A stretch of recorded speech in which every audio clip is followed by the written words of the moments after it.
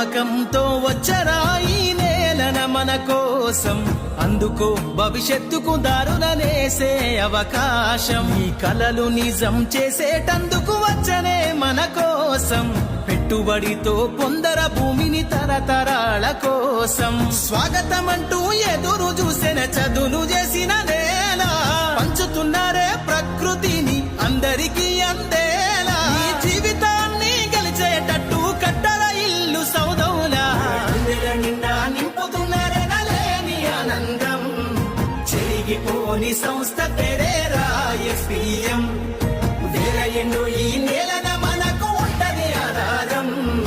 SPM పేరులోనే ఉన్నది ఓ ధైర్యం.